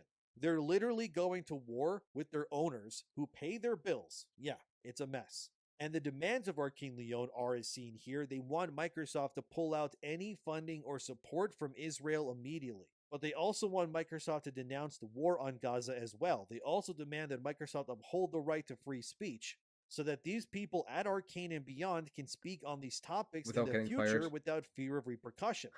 Now look, this is a mess. However, it needs to be said that as of now, Microsoft denies this despite the pushback. I'm not going to defend Microsoft. That's why they have lawyers. They can deal with that mess themselves. Yeah, I'm not defending a fucking multi-billion-dollar corporation. They can do it themselves. But if there's no concrete evidence, I also just do not care. Going on here adds to what I said when it comes to Borderlands 4 and such as well, which is that there is clearly an overabundance of political activism when it still comes to the Western gaming industry today. Oh, And bro, these people don't worry about it. They're all getting fired. Give it 5 years and none of them will have a job anymore. They'll be back at McDonald's. who are responsible for making video games first are instead making it their jobs to instead be activists first. Which I don't know if that's even something they're allowed to do here, but who knows? The point is that for too long, the Western game industry has become filled to the brim with activism. They've hired hundreds of these people at all of their studios across the board for years now. And now the very people that they have hired are now trying to destroy them within, which is why I don't really feel bad for even a second for people like Microsoft. Because they did this to themselves. You guys kept hiring people who were clearly activists first, and maybe game developers third or even fifth down the line of importance. And when you hire people who care more about politics and such, you get what you deserve. I'm not saying that Arcane Leon is in the wrong here. It's in their right to do this technically, and I'm sure that Microsoft can't even really fire them, because if they do, they'll probably have an even bigger problem on their hands. But the case still stands that Microsoft did this to themselves by allowing their company to be filled with these kinds of people for years. It's sort of like a guy who owns a store that's full of wood sculptures and then purposely releasing a colony of termites into his store because he doesn't want to be seen as against termites. Now his whole store is getting eaten alive. And if he calls them out, he's going to be called a bigot. You did this to yourselves. As it states here... Well, yeah, no, people are caring less, so they are getting fired more and more. And they have to make their own indie studios, and they realize that no one actually cares about them. The GameIndustry.biz article that initially broke this story, as Arcane Leon told them in an interview, Microsoft has failed both its teams and its customers by being actively complicit of the invasion and war crimes happening in Gaza. This is a can of worms within multiple other cans of worms, fellas, because this only goes two ways. Either Microsoft complies and cuts ties with Israel, which is doubtful because of many, many reasons, or Microsoft... Reason one, money. Any other reason doesn't exist. Fires these activists and causes other activist groups to then lose their minds, and then we got a lawsuit on our hands and all the other stuff. And really the point of this video is that whether you're Randy Pitchford trying to talk about politics or capitalism or fascism... Just stop letting Randy talk. Put him in a box until the game comes out. When the game is out, people have bought it, then he's allowed to speak. Or totalitarianism, and how it affects your ties to your Borderlands. But until then, just give him the equivalent of a chastity belt, but for his mouth. Which is usually about fart jokes and poop jokes. Or you're these activists demanding that $1 trillion corporation that hired you to submit to your will or you'll lose your minds. The pathway is pretty clear. Which is that what happens when game development studios and publishers focus less on the importance of making politically neutral games that are meant to just be fun to make for funness sake and instead focusing on appeasing people who will literally throw you into the abyss if you even disagree with them once. These activists are not going to buy your products. They never do. They don't care about They your don't have any products or money. your games or anything like that. All they care about is using your money, your platform, and your time and energy to elevate and push whatever it is that they're truly passionate about. Notice when I brought up Dustborn earlier, how Ragnar Tornquist, when interviewed about his game, he never once said how his new game Dustborn was about making a fun gameplay experience, or like what mechanics he was Because going it to clearly innovate fucking on, or wasn't. how he was going to expand video games. So what about Dustborn? I am very angry. As a medium in terms of how the player interacts with the game. No, all he cared about talking about was making his game for one sole reason: political messaging, like always. And the more that becomes normalized, the more insufferable it's going to get in the future. Look, again, I don't hate Arcane Leon. They're allowed to voice their opinions all they want. But this is frankly Microsoft's fault before anything else for hiring these people in the first place. You knew they were activists, you knew their political leanings, you knew before that ink was even dry that these people would do exactly what they're doing now the moment you did anything that they didn't agree with. So I'm Magic not sorry Mush for uploaded? I thought he wasn't uploading for a while because he was like getting a new PC or some shit.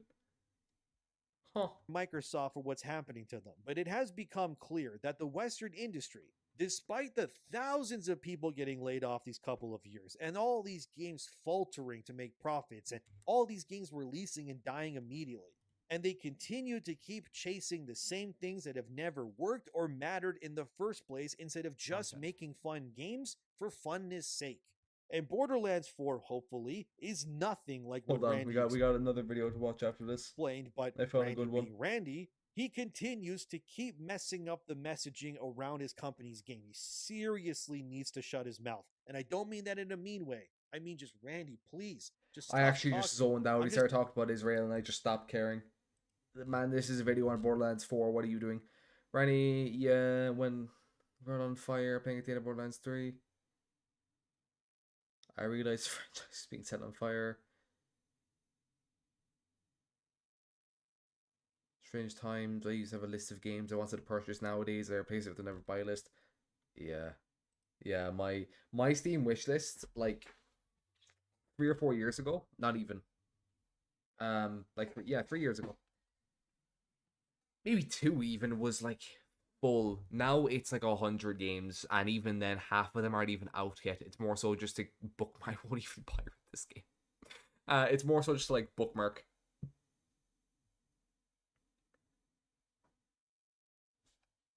I think the only games I have on it that I actually will play is Borderlands 4, the solo leveling game, because like, come on, I have to. The Outer Worlds 2, Bloodlines 2. I think that's it, really. That's all I'm actually looking forward to.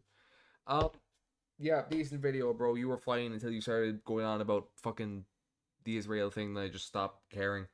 I'll be back in a second. I need to go to the bathroom. Throw that on, and I will give you some tunes. When I'm with you, I'm throbbing like never before. These are all from Kick, I imagine. Yeah. When I'm with you, I'm throbbing like never before, and I don't need my Hold on. Okay, it's over now. I might turn the sound off of that actually in future. But no,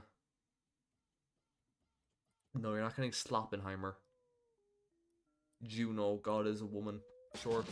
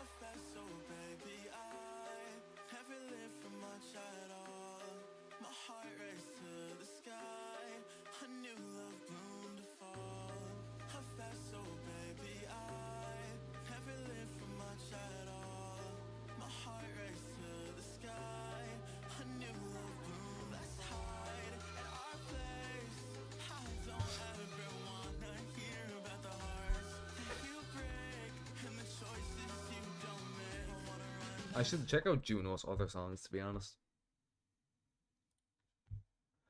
Let me pull this video over. It's about Twitter and anime, my two favorite things on the planet. And then I might end stream because I'm getting a really bad headache. I haven't had enough caffeine today. Content.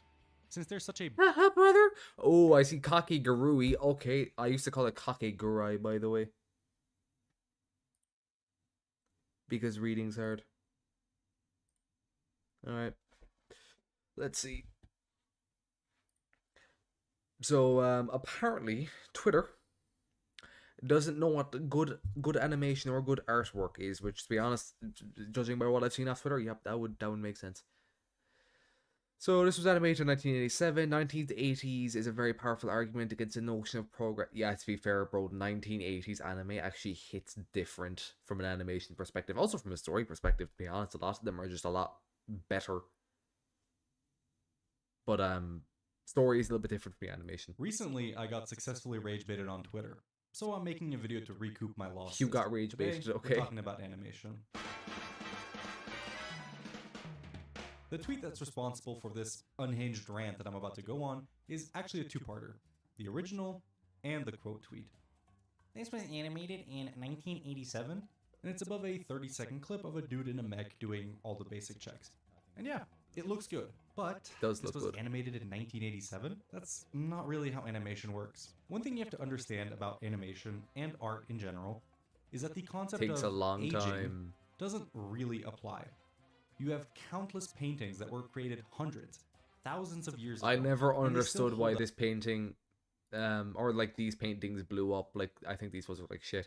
Something like, what is it, the Sistine Chapel, like the roof of that, I could 100% understand why you would love that.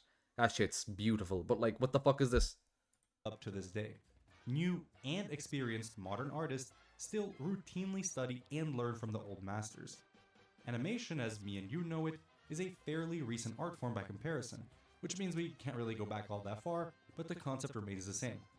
Good animation, regardless of the era, will look good. I can pull up a scene from Tom and Jerry made in 1940, and it's gonna have all the hallmarks of good animation.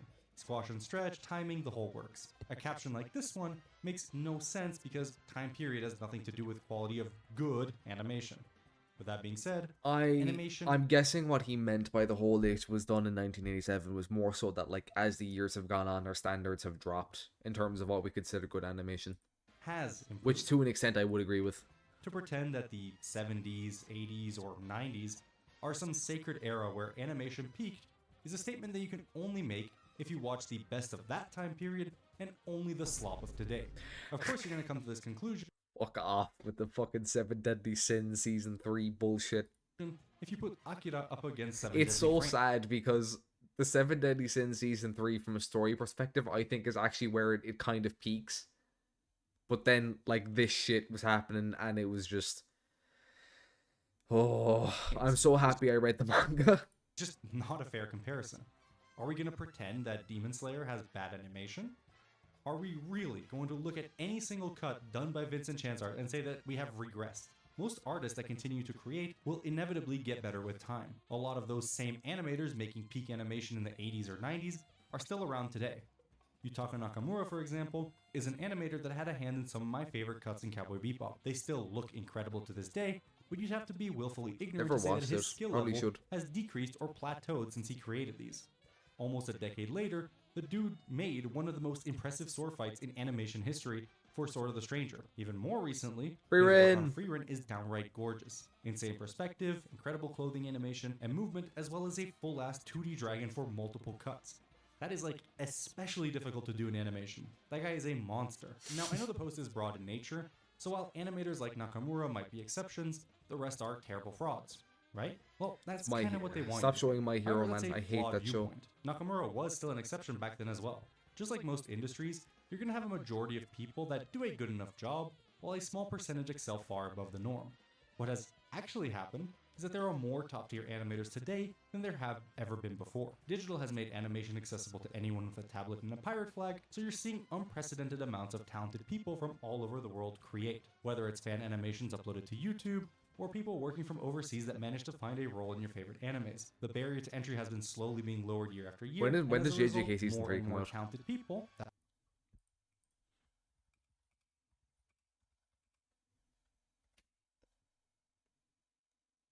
Oh, there's no actual set date. Fuck. normally wouldn't get That show is so good. chance to work on these projects are actually getting hired. Everything I just said is a fact 1000%. If you have a differing opinion, you are just wrong. Pretty The thing about serious. older anime though, Alright, bro. it also had the same problems.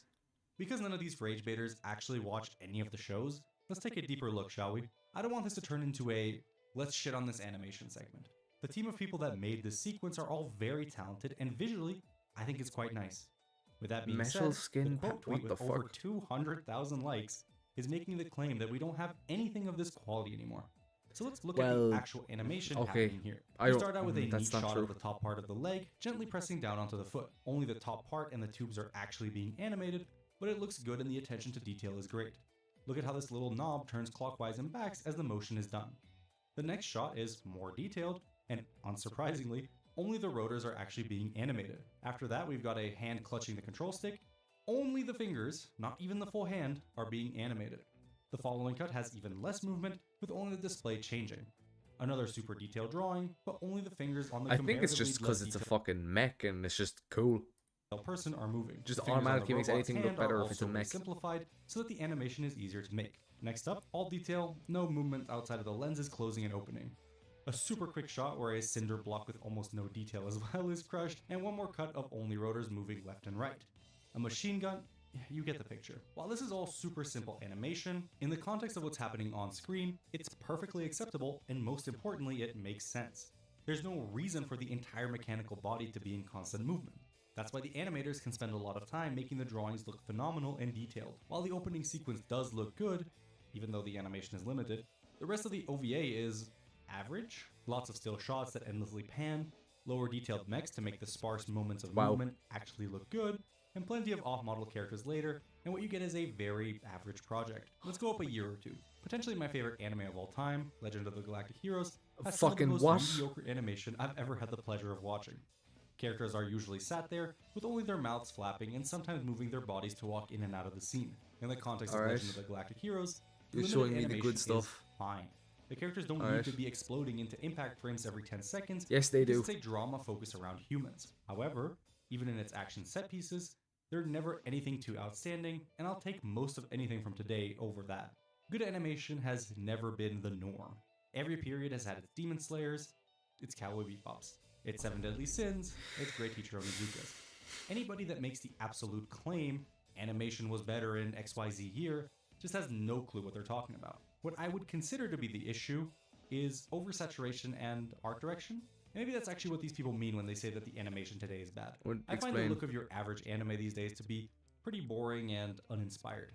Super bright. Oh, you and mean how? saturated Yeah, okay, yeah, everything looks the fucking same. Yeah. colors with no real thought put into them make a lot of shows feel very bland. Instead of a cohesive world, I feel like I'm looking at a toy promo. Regardless, this has nothing to do with animation quality. Animation is movement, not just pretty visuals. I will always personally prefer the darker, grittier look of older anime, but plenty of projects today can quite comfortably compete with the aesthetic.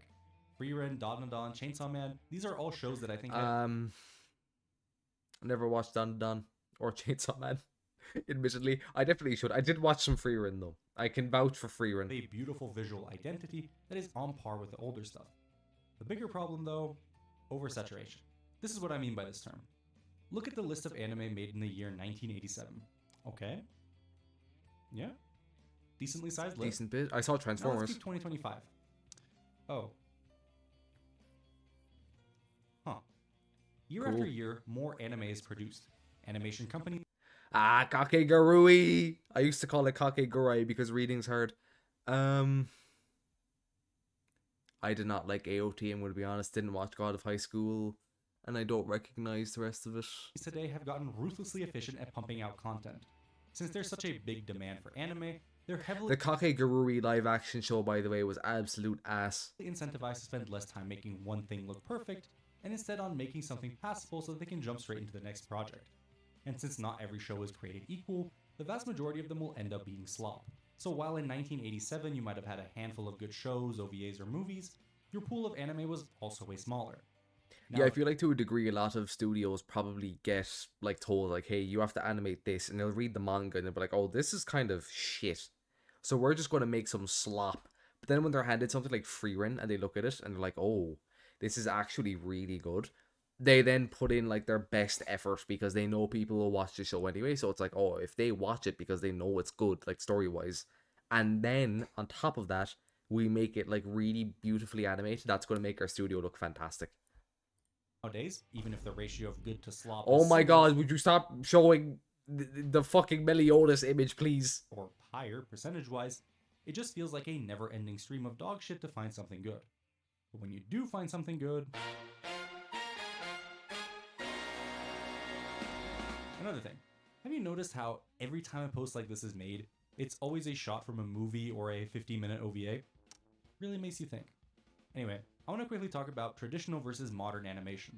Whenever someone wants to give their opinion on animation and they bring up the term hand-drawn, 99 times out of 100, you're free to block them. Anything else they've got to say is probably just as stupid. Think about this term for 1 second. Hand-drawn. How do these people think 2D animation is made? With their feet? ChatGPT? It's not 3D. Wood. There's no models, no rigging. A human artist I'm picks up not a too sure, pencil bro. and they fucking draw. The act of drawing on paper versus digitally has some differences, but the core remains the same. If you gave me a regular pencil, I can draw the same thing at roughly the same quality as I would digitally. Digital provides nice quality of life tools like undos, liquify, or being able to flip through the animation as many times as you want, thus eliminating the need to hunch over every time you want to preview it. But a skilled animator is able to create great work with both mediums. Take Vincent Chansart as an example. For his part in the Sukuna vs Maharaga fight, he animated the majority of it digitally. However, when Maharaga gets launched into the water, rather than leaving it up fully to the composition team, the guy brings out the watercolors and does the whole thing himself. What we get is an incredibly unique sequence that perfectly blends Fucking digital love with traditional. Maharaga. Digital tools don't make him a better artist, he's just that fucking good. Also, let me lean in real close for this one. Animators today, and those that animated in the 80s as well, a lot of them still animate traditionally. So this notion that modern animation sucks because it's no longer hand-drawn falls completely flat on its face. I'm I think taking your 3D word is on the it. biggest component of people's Whoa! disliking of modern animation. I forgot about this. And this one I can get behind for most anime. CG in Japanese animation isn't Hey. particularly good. Rather than it being its own art form, the way it's usually Didn't watch implemented part is 6, as a fucking cost hate and Jolene. time-saving crutch, which leads to it looking... CG in anime isn't necessarily Okay, yeah, no Baki CGI is actual fucking AIDS. fairly new, it's been around and used since the day it came out, but no big leaps have been made in making it properly fit into any given anime. It's always very jarring to see, and usually the models themselves are never that good, so they look way out of place. This doesn't mean that Japan is 5,000 years behind technologically, it's just that not many shows are made with 3D in mind. Dragon Stampede, Beastars, To Be Hero X, all three of these shows have absolutely outstanding 3D animation, and that part of the animation industry has absolutely gotten better and it's not even close. Into the Spider-Verse or Arcane are two super recent projects that put pretty much every Arcane other was 3D really good. animation over the last decade to shame. But we're mostly talking about 2D, which is a very convenient little trick these rats play. That's why I want to show some of these To Be Hero X clips, and I want any of you 43-year-old elitists to tell me, and the viewers with a straight face, that anime has regressed in terms of animation. So now, animation in 1987, 1972, 1940 is not actually better than animation today. Good animation from that time period can compete with good animation from today. However, overall, I think the skill level has increased as time has gone on. As always, have a nice day. Thank you for watching. Yeah, we do have more peak, but I think... Yeah, no, we have more peak, but we have more slop. Like, we might have 3 times, just to say for a random number I'm throwing out there, 3 times more peak, but then we have like 10x more slop. So a lot of people think that, well, it was so much better back in the day. I will skim the comments and we'll see. To be fair, Twitter doesn't understand anything. Yeah, okay. So, people talk about animators like their graphics cards. They just like the aesthetics of older shows. Yeah, the old show aesthetic is actually just hits different. SAO Online is repulsive. Why did I say SAO Online? It is just SAO. I'll save that for next stream. Sure. People will look at animes like Demon Slayer, say that the animation was peak and it has fallen off. It's always modern TV shows being compared of an OVA. I really hate when people confuse animation with art style. Yeah, that does happen a lot. I think though you have to think about it as the average consumer. They don't really give a fuck about the difference between animation or art style. To them, it's just one like cohesive piece. So they might not be able to tell you.